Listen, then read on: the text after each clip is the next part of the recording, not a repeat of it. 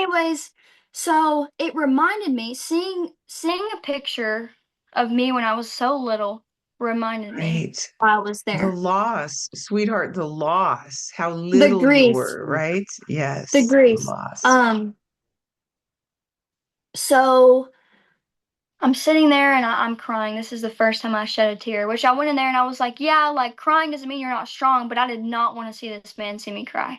I didn't want to Right. give him one. I didn't want to make him feel like he was strong or that he had that right or anything like that because he's sick. He's gonna get excited or happy to see some tears come down my face, and I did not want to see that happen.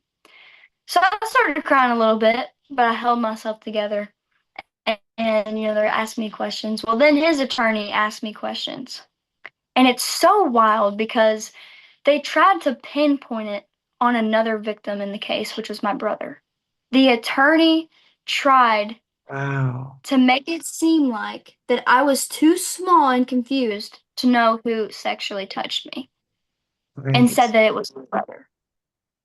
And I'm sitting here, you have to watch what you say. You have to only respond to the question, and it's making me mad. I'm so mad. Like could you not find something else to like fight against, but you're gonna try to blame it on my brother?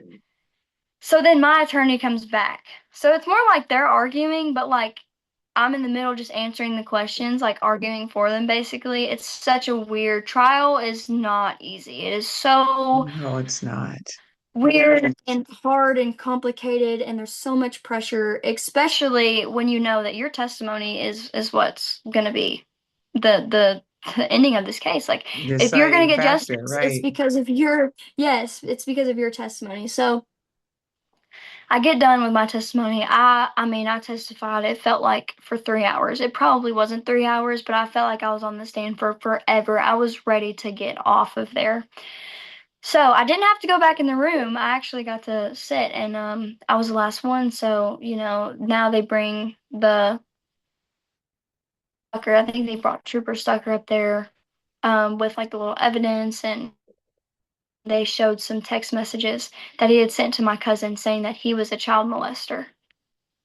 Oh, wow. Yeah. Yeah.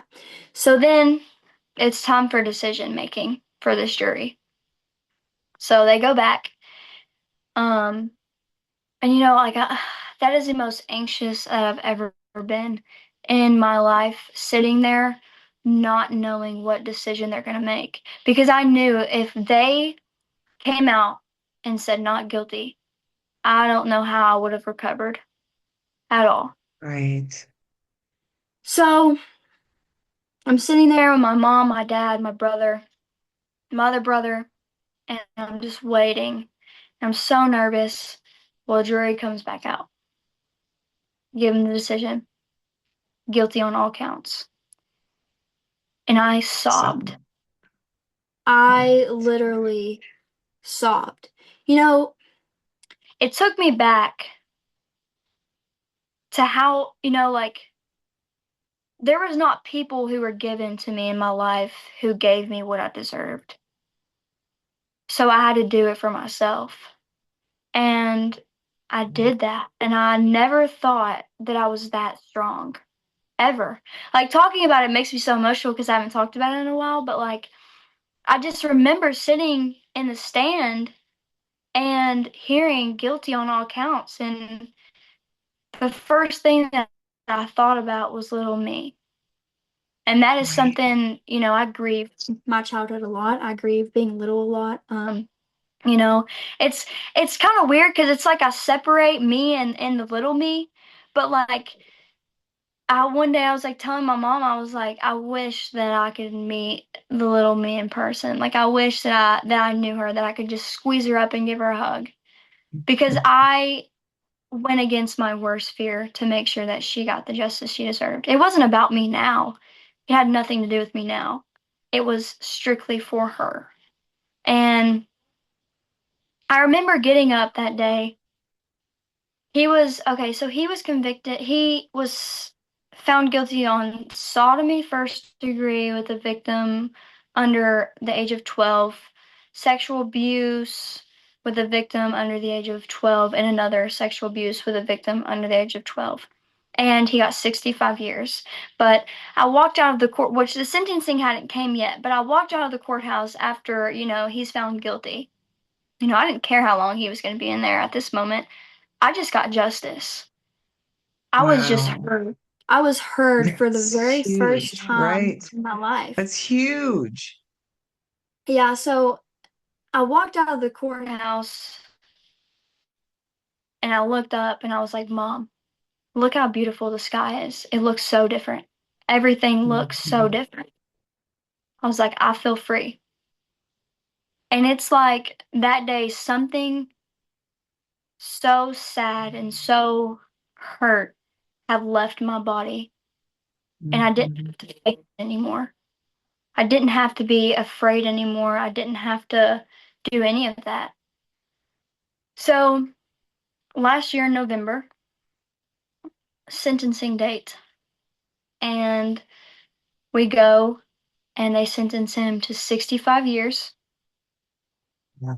And I got to say my victim Awesome. impact statement. Yes, I got to say my victim impact statement.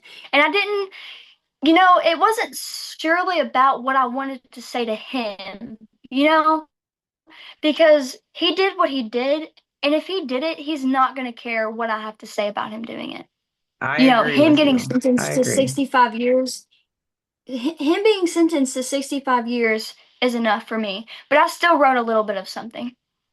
Hmm. And the last sentence that I wrote on my victim impact statement was, "You are no longer the monster underneath my bed. I will be sleeping peacefully tonight." It's Because no beautiful. matter what it was for years, I would go to sleep and it'd be terrifying. I was terrified to Mhm. sleep.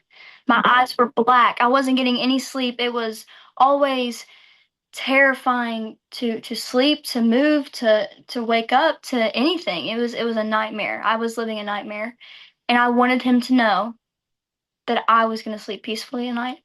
And I have not had a nightmare since then.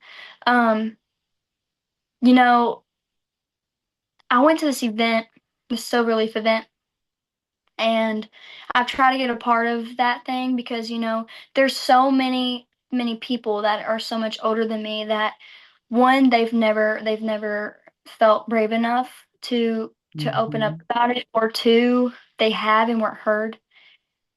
And my biggest goal is making sure that people know that regardless of getting justice or not, you are not alone.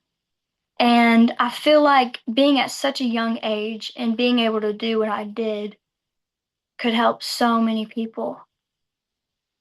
So many people. Lainey, I agree. I think you are so right about people because almost everything that you just explained, it's terrifying. Each step of the process is terrifying. Being alone, telling and not having somebody believe you. I think it's really important for the listener right now. Can you go back because so many people are terrified of going to the police and betraying the family, being called a liar, all of that. I'd like to ask you during the trial, what was the hardest memory that you have about testifying? Can you talk a little bit about that for the person who is listening? What did testifying, that's a very hard thing to do. So what was the hardest for you in that moment when you're on the stand talking?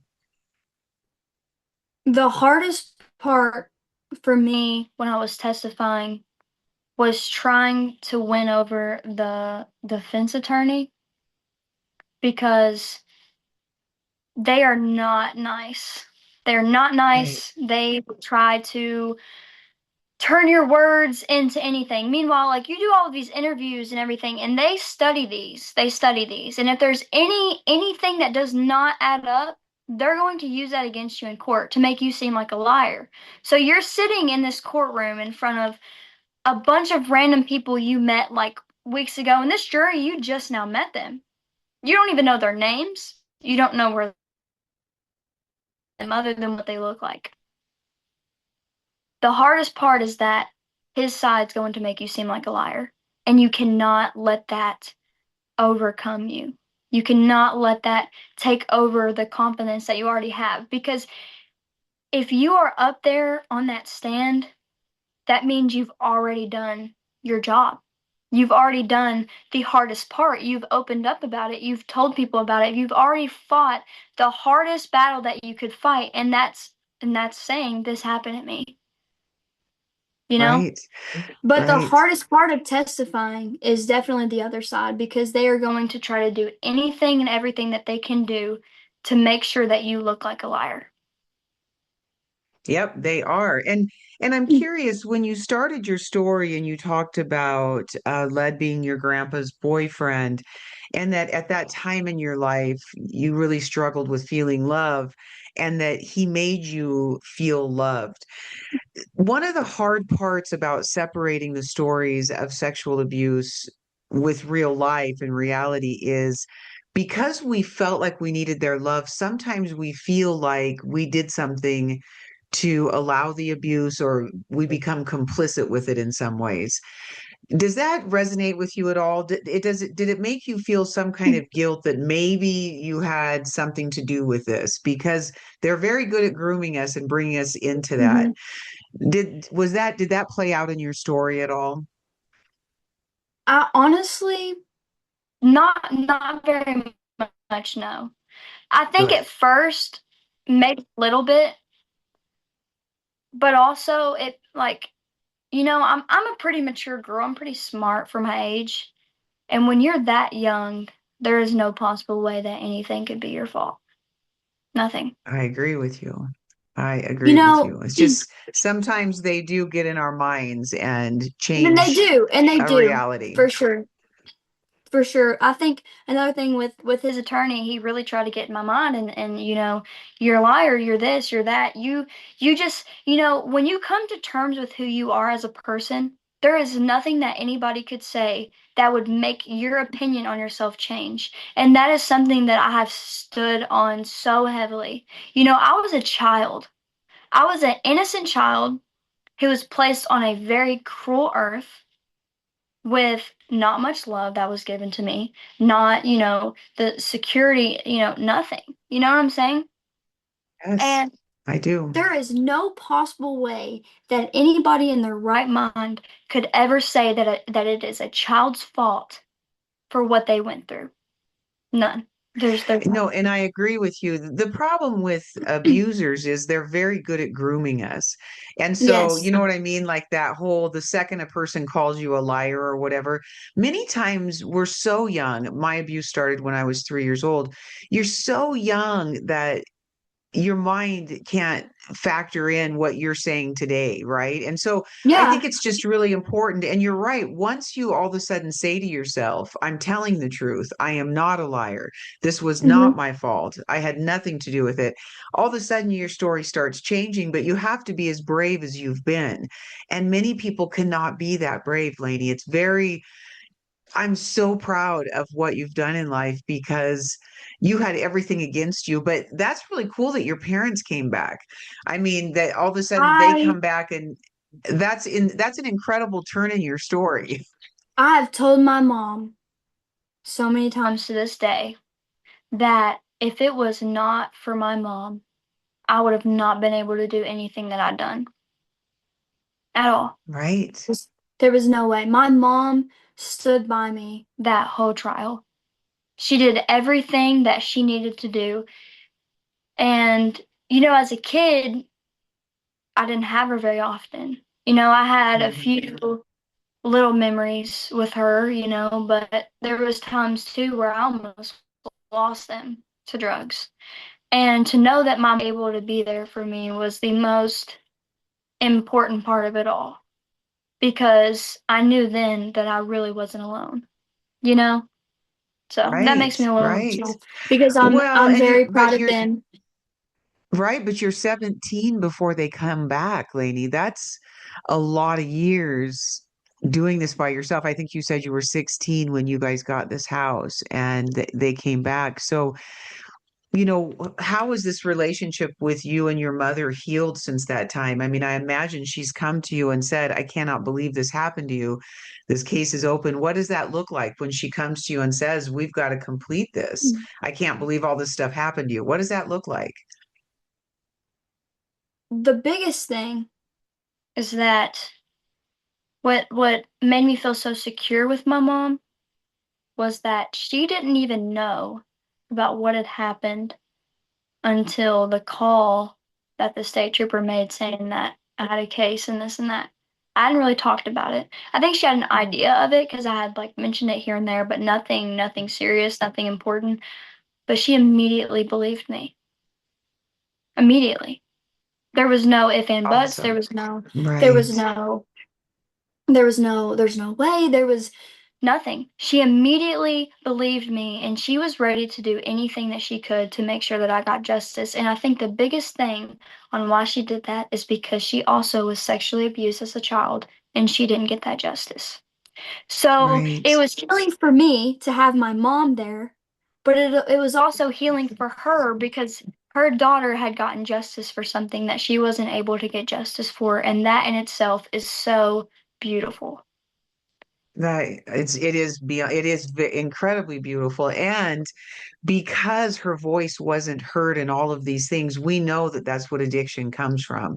It comes from a life where you don't receive justice, where nobody had protected you, where your story is not heard. And so, just in full grace, I know what it feels like to walk into areas, you know what I mean, and abandon our kids and all of these things because we had been abandoned. Nobody Yes, heard our story. You know what I mean? And so your mother's living out a life of the very same thing that was happening to you had happened to her.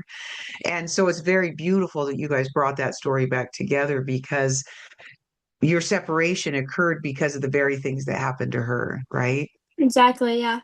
Yeah. And that's Yeah. something, I'm so proud of her. She works with addicts now. And out here and there, she'll be sharing my story and sharing her story. And I truly don't think that me and my mom I could have overcame that or she could have overcame her addiction if it didn't come to me and her strength put together. And I've always told my Just mom, when we're together, we can do anything. I And love it's that. the truest thing, you know? Yeah. Well, it was the So, restoration of your relationship that actually brought this whole thing to a conclusion, right? She stepped in and thought, I can only feel her heart. Oh my God, my daughter is living the same thing I lived. I know what to do. We're gonna fix this. And then you guys do, which is yes. a very beautiful thing. I had interviewed this 17-year-old before, and one of the things that happened, it was a grandfather in his life who also sexually abused him. And one of the things that he told me was that he really struggled with the fact that he felt that he tore the family apart by telling. Did you have any of those kind of conclusions or understanding in your life? Did you ever feel guilt for how this played out in your family? I mean, I don't know where it Well, is now. Are people separated? Does that resonate with you at all, what he felt? a little bit. Now that I'm 18, I do not speak to my grandmother. Um, but 2021, so like right as I was like coming out about what had happened to me, or maybe a little bit after, my grandmother, so my mom's mom, had overdosed. So she's passed away. Um, and I don't know if that was God protecting her from what was about to come out, because I truly don't think that my grandmother knew anything that was going on, but she was on drugs and, she was sick, obese, and she had a lot of health problems. So she wasn't around very much. She stayed in her room most of the time. So I don't think she really knew anything. But if anything, on my mom's side, it made me and my aunt closer. It made me and my brother closer, me and my other brother closer, me and my mom and my dad closer. But with my dad's grandma or my dad's mom, I have nothing to do with her. And I Right. honestly And it happens. love life better. I enjoy my life better without having anything to do with that woman. Yeah. And you know what? I'm a firm believer in if people cannot live healthy, you can't live by them because you just can't bring hell with you. One of the things you talked about during this time of testimony was that this man had abused other people around. I think that's so significant in the story because Mhm. I think you call Led is his name. A pedophile never just abuses one child. If they have access to other children, they're going to be hurting other children. The reason I do all the work that I do is to really bring awareness around this. So many times in a family, listen to us listeners. If you have been abused in a family, most often, more times than not, this person has abused other people. Can you talk a little bit about how that, like what you said, your brother or these other people came out? How did Yes. those stories come to the surface? Because it's so often the So, case. They don't usually just abuse one. so me and my brother, my he's the middle child. He has a different dad than I do, but he's still my brother. It doesn't matter. We got the same mom, we got blood, but he's still my brother. Um, Yeah. Me and him had a conversation before the trial happened, and he had come to me and said something about just little bitty details of things. And that's when I kind of opened up to him. I was like, you know, things happened in that household. And he wanted nothing to do with it. He wanted nothing to do with the trial. He was freaking out. He was not at a level of confidence and bravery that I was at. So he was truly like terrified. Meaning he hadn't really talked about it. He hadn't, he kind of avoided it. And when you avoid something for so long and you bring that back up, it's gonna freak you out really bad. So but yes, Led had sexually and physically abused my brother Cody as well. He never, from what I remember, he didn't ever truly like physically abuse me. It was more like a sexual abuse, more of just gross, nasty, uncalled for, disgusting things a person could do to a child. Um, but also he's facing possession of child pornography with a minor under 12 years of age as well. And that was different, but like between my case, like me, that and my case, two separate cases. So it kind of left me wondering, which in my statement I had put that there were cameras that were set up, when things would happen, when he would touch me, and all of that stuff. So in the back of my mind, I'm like, who could it be? And I still wonder that sometimes because it hasn't came to surface yet, but I know one day it will. But who could that other kid be? And I've always wondered that. So Is you're it me? saying that lead is actually being charged with child pornography. Is that what you're As well. saying? Yes, as well. Okay. And As so well that as the case other hasn't been charges. done. Okay, Mm-mm. got you. Got you. And so your brother Cody didn't really tell the details of sexual abuse, but said that he remembered some sexual abuse. Yes. Yes. He was more closed Okay. off with it. But yes, it happened to me Lainey, I think, yeah, and him go ahead, both. finish. It happened to me and him both. No, not one is worse than the other. Lead definitely creeped on me a lot harder, I guess, because I was a female and I was close with him, I guess. Maybe I was easily like more manipulated because I was younger and I had no clue what was going on, and Cody was a little bit older than me. Um, but yeah, so from what I know, it's only been me and my brother Cody. Um, But with the child pornography that he was charged with, I still wonder to this day, who is the child? Regardless if it's somebody that he knows, Right. who is this child and who has these videos or pictures of this child in the first place? It's sickening. It is so sickening. It is. It's very sickening. And the other thing is, it's very true, is I've had men on my podcast as well, but a lot of times it's much more difficult for a man to experience, particularly man on man abuse when a man abuses a little boy. Hmm. It's very hard for men to want to come out about this. I think it's very interesting. You really have a lot of wisdom for your age, Lainey. And one of the things you talked about when you go back into your story is at 15 or younger than that, you cut off all your hair and you want to look like a boy and you say you're a lesbian. Now, it sounds like you don't really identify with that. However, I think in very much wisdom, you say, I know why I did that. It's protection, right? And so it nobody would look at me. Talk a little bit about that because I think in today's society, one of the things that really breaks my heart is in childhood sexual abuse, we are so strapped to hold on to our identity as a female or as a male when all of this abuse happens to us and we are attacked so young. Our minds don't know what to do with it. And often now today's world says, oh, you can just go be gay, you can go be this. Now, I'm not talking about any of that right or wrong. I am talking about it specifically when it comes to childhood sexual abuse. Our minds are so confused that we don't have the wherewithal to decide what's happening. And we do these things to protect us. So, talk a little bit about why you went there first. Can you remember what you were feeling in your mind when you wanted to look like a boy? What did that feel like? It felt like the only way to feel safe when it came to any man in any public space, not even just him, but any man in any public space. They would not look at me. They would not think that I was pretty. They would not try to touch me or anything like that because I looked like a boy. I would go in the women's bathroom and women would be like, this is the wrong bathroom. Like, that's how, like, I looked like a boy.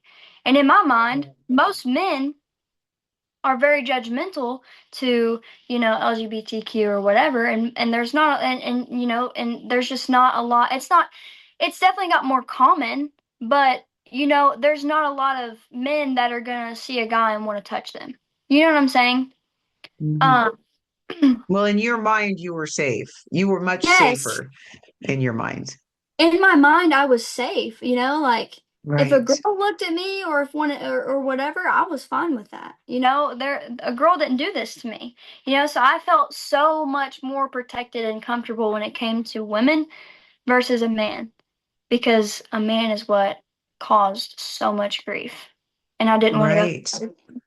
So now, you're feminine again. I saw your post. You're a very beautiful young lady. Thank you. How then do you decide that I can celebrate being a woman? Because it's really fun to celebrate being a It woman is. when you It feel is. safe, right? My mom actually helped me through that, and that trial helped me through that. I actually have been growing my hair out for about a year now, year and a half or so. And my mom came to me one day and she was like, Lainey, it's time that you express how beautiful you truly are. And I think, and I'm not saying that you're not beautiful now, but you could be so much more beautiful. And so I grew out my hair. My mom helped me a was very much like, Beautiful. no, I'm not doing it. I'm not doing it. And she made me grow my hair out. But I'm so grateful that she did because I couldn't do it by myself because I had to let go of what that was. You know what I'm saying? But Yep, I absolutely do. I don't know if you've seen, okay, so I don't know if you've seen the picture behind me, but I'm going to show it to you in a second. Because women are so much more than what people say or like bring them up to be. And I definitely have learned that and figured that out as growing into a woman. I just turned 18, I just graduated high school, and truly women can do anything that they put their mind to. I tell my mom all the time, I'm like, women are so powerful. We create life.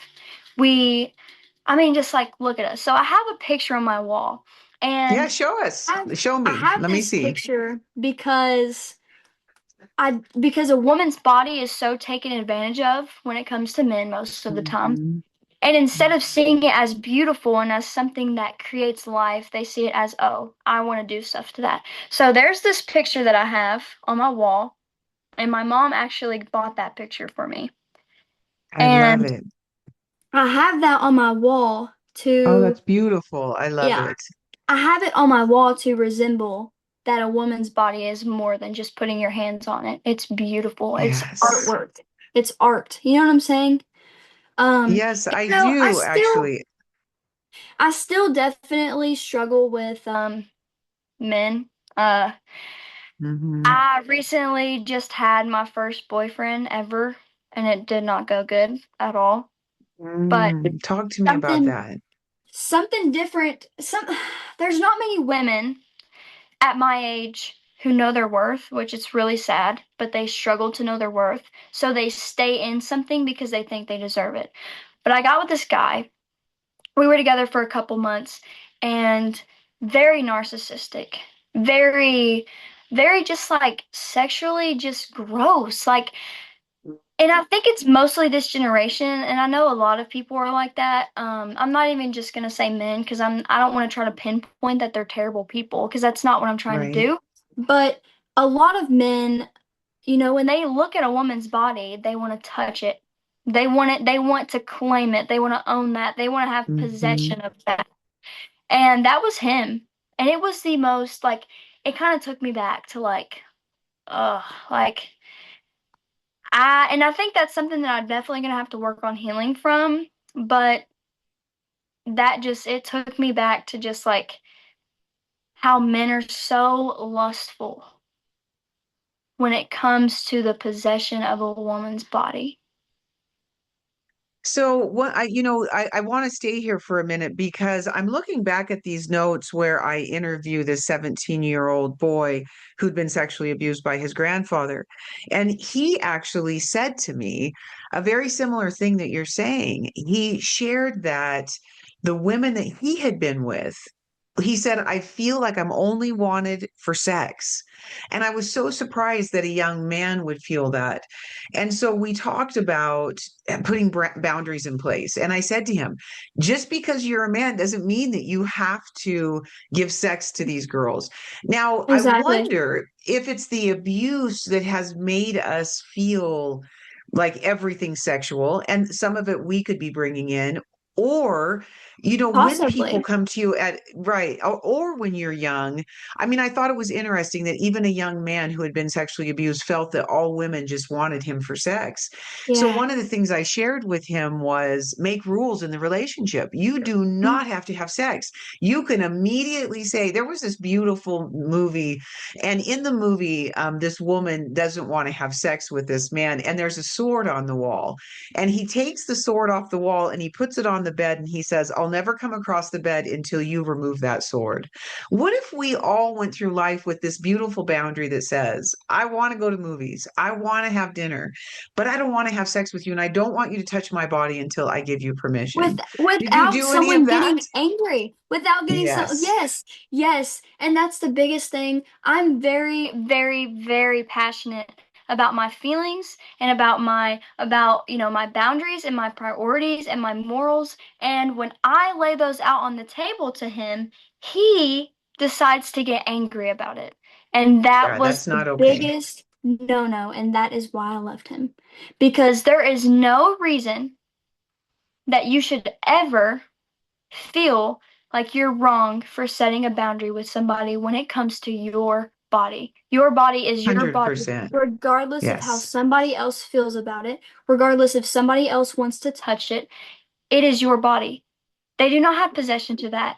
You are in No, they full don't. control of your Yep. body and who touches it, when they touch it, all of the above.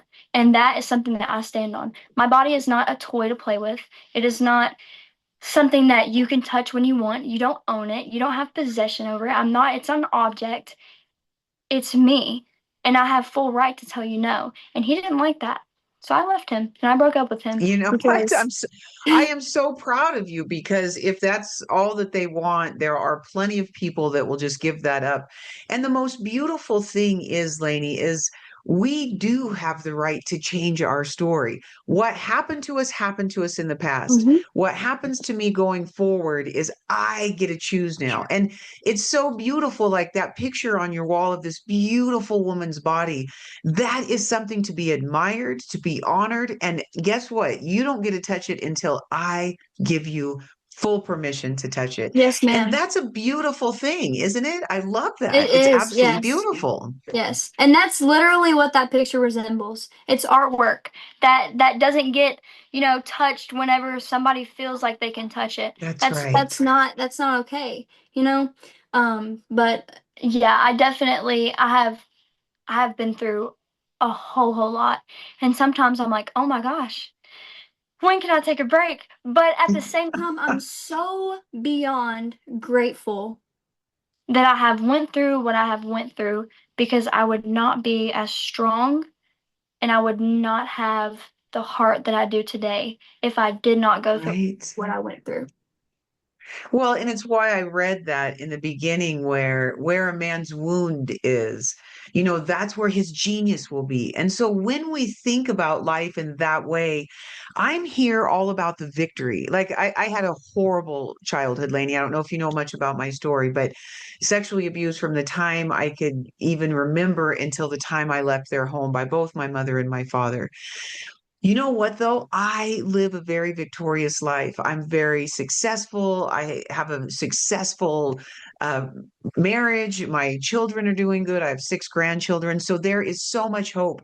I loved that you said when you walked out of the courtroom. Now, I didn't receive any justice in my life. However, living a good life is justice enough for me. Yes, I ma'am. never And had also anybody. listening to other people's stories and sharing them the way that Yes, you it's do huge. is more than justice. I mean, Yes, I it is agree. beautiful. I was stunned when I had seen that you'd asked me. I was like, there's no way. This has to be a scam. There's no way.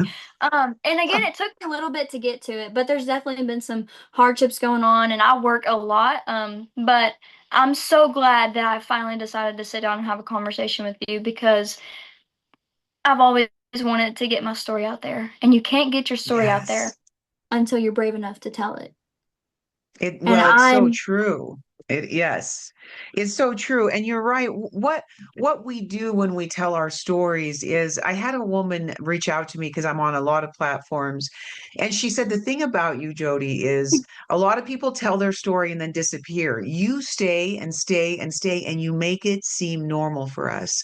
And you know what, Lainey? It is normal. It becomes part of us. When you were talking about I want to go back and hug my child. I still do that. Um, and so for you, you did justice for you. The little girl and you are the same. And the more we tell our stories, the more that we become whole and one. And uniquely, we get a love on that part of us that wasn't loved. And I just think it's such a validating thing to be with you today and to hear the strength in you. And you know that you started young is so much better. I didn't really start telling my story until I was in my 30s, which many people do. And it's why I was so almost desperate to get you to come on and tell these people to tell their stories as soon as possible, that God brought that back to you at 11 years old when you were in a safe enough place to tell. When you learn your story, start picking at the story because as soon as we start telling it, we get to start living in victory after that. Yes, it's hard. Yes, the flashbacks are hard. In fact, I wanted to ask you about that because this conversation I had with this 17-year-old young man, he talked about when he's triggered, he talked about walking through fields and he's all of a sudden triggered with these memories. Can you share a little bit about, because, just because we share our stories doesn't mean we don't get triggered. There can be a smell, we could be eating a hamburger and all of a sudden we remember something that happened to us. Do you have tools in place for when these triggers come or all of a sudden a flashback comes? How do you handle those, Lainey? justice, getting justice.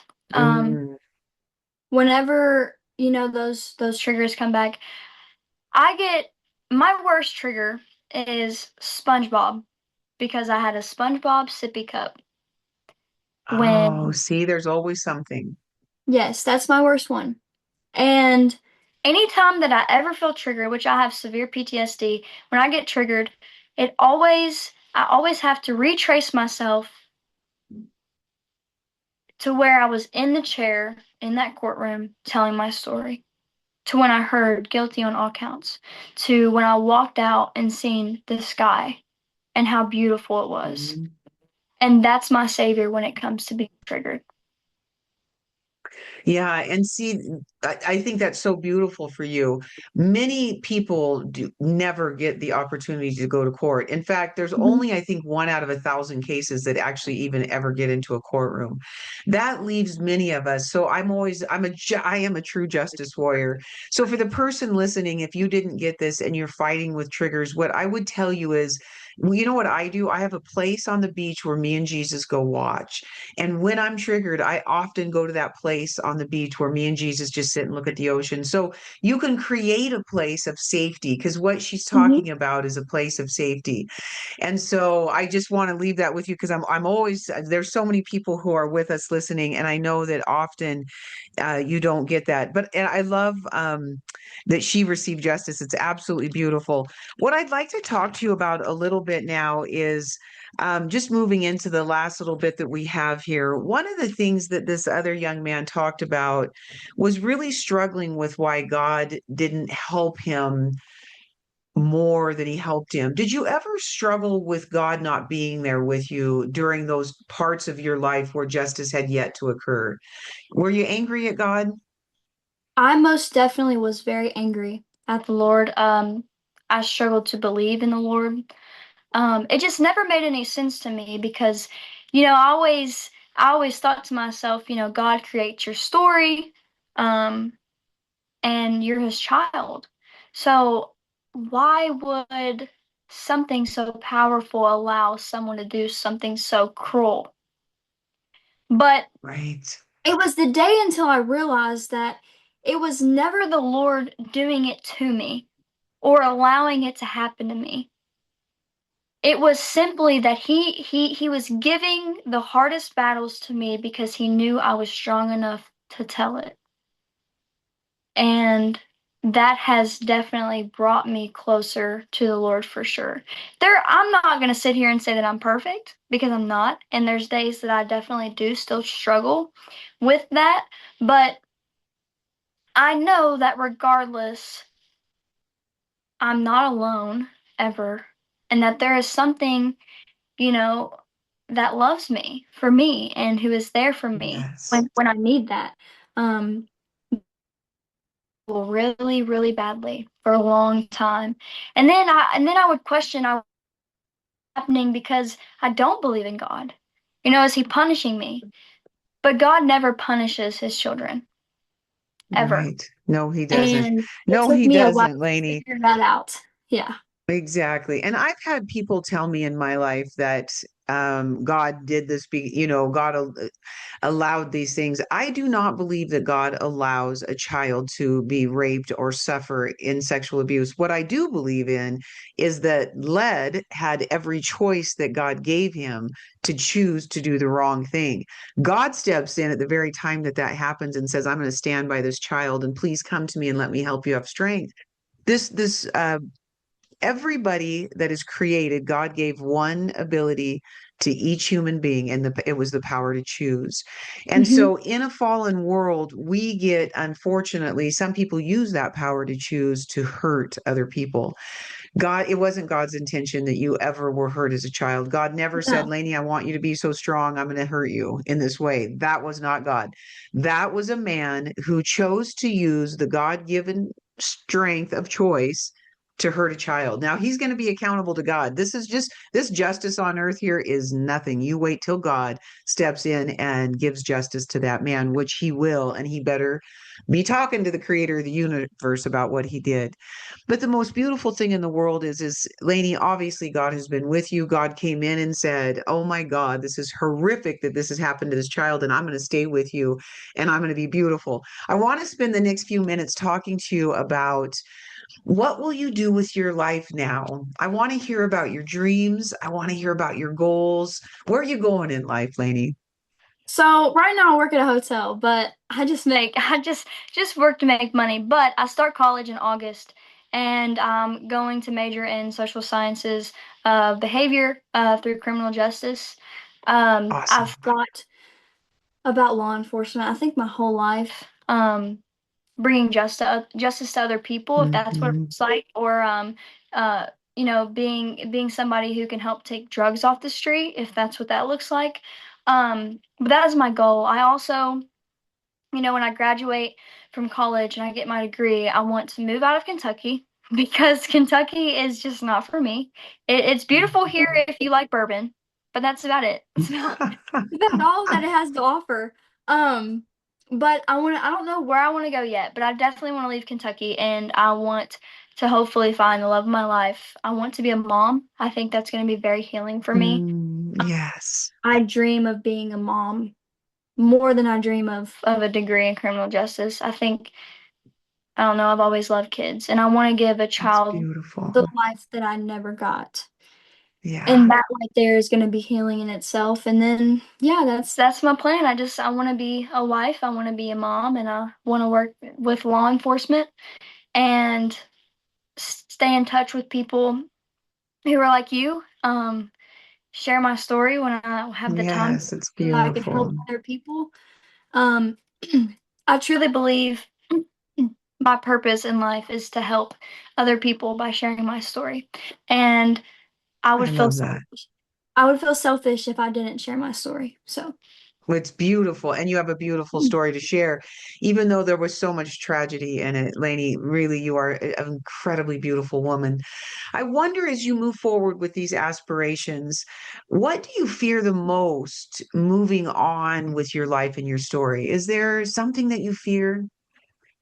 um, trusting a man. That's my Mm, biggest fear because it's something that I have struggled with.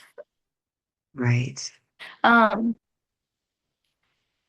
I just don't know if I'll be able to do that or not. So that's my biggest fear. That's my biggest fear for sure. But if you give yourself time and allow it to come to you, it won't seem so overwhelming when it does. Yes, yes. And I can share that's been a huge fear of mine. It's what got me into counseling because I did not know how to have good relationship. And you know how God helped me was God restored intimacy with me where I learned how to trust God again. And so I know that he'll help you in that area. And I tell you, I'm with a husband that I absolutely adore. And I never thought, and it's my fourth marriage, Lainey. So I'm an open book. I have nothing. I failed so many times at relationship. I just love keep those boundaries in place. You ask exactly what you want from a man, and then you stay close to God and let him teach you what intimacy looks like. And I'm working on a training right now that I can't wait. I will give it to you when I'm done. I have a whole training about what that looks like to learn how to heal again. And so I'm really excited about that. I want you to remember that you are not forever broken. That's part of your story. It's just so beautiful. And I would love to stay in touch with you. I do a lot of things Yes. and I Yes. absolutely love that. So let's stay in touch. What I like to do at the very last here is just give you time to share anything that you feel like you'd like to share, particularly for the person who's 9, 10, 11, those people who their families have told them they're not telling the truth. Because, Lainey, there are millions of them out there. What would I you know. say to the boy or girl who are listening right now? Talk to them for as long as you'd like to about what you'd like them to hear from you. What I would like for them to hear from me, um, and I know, when somebody tells you you're not alone, but you feel like you're alone, it doesn't help.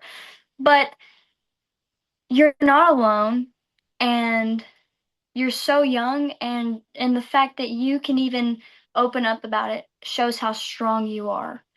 Your wings are growing, and you're about to fly, and you don't even realize it yet. For you to be able to share your story, even when somebody tells you you're a liar, shows that you're not a liar. It shows that you're not weak, and it shows that you can do anything you put your mind to. It may it may feel frustrating and overwhelming, and you may get anxious and sometimes, like me, not even want to live anymore. But you have a purpose here. And I want you to be able to take my story and use it as a way to help you in any way. It doesn't matter what it is, it doesn't matter how you use it, doesn't matter any of that. I want you to put yourself in in a situation that you're happy and heard, and you will get that. You will get that. It doesn't end when you're 9. It doesn't end when you're 10. It doesn't end when you're 11. This is just the beginning of your wings growing. Like you're going to fly. And that's what I have to say. Amen. That's so beautiful. And I wanted to talk about that suicide. Anybody who is just considering taking your life, remember what Lainey said. As soon as she took those pills, she didn't want that. What she did want was help. What she did need was for somebody to listen to her. She did not want to end her life. And so just remember that. You can find me on any of my platforms. You send me a message and I'll make sure that you get help that you And need. me as Lainey, well. thank you so Yes. much. Yeah. You know what? If Me as you'd like to well. reach out to Lainey, Lainey, how can they reach you? What's your email? Um, my email is it's Laine Roberts 08 at iCloud.com. And Lainey Roberts is the name on all of my platforms. So if you ever need to reach out to me, I am here. I'm not perfect. I'm not somebody who's going to take your problems away, but I will listen and you will That's be so heard beautiful. as long as you talk to me. And something else when it comes to suicide, suicide is never the answer. You have a purpose. Um, you have a purpose. And I am 18. I still don't really truly know my purpose, but you'll get an idea of it. And once you know, everything will make sense and you'll feel so much better. But in the moment, it's going to be hard. It's not going to be easy, but you have a purpose. Amen. That is, yeah, I can't, that's a perfect thing to end on. So until my next podcast, I want you to remember God is always looking for you. You see you, find your story. All love. Lainey, thank you so much. Jesus, angels of protection all around you today and going forward, just nothing but tremendous blessing. I'll be in touch with you. Love you.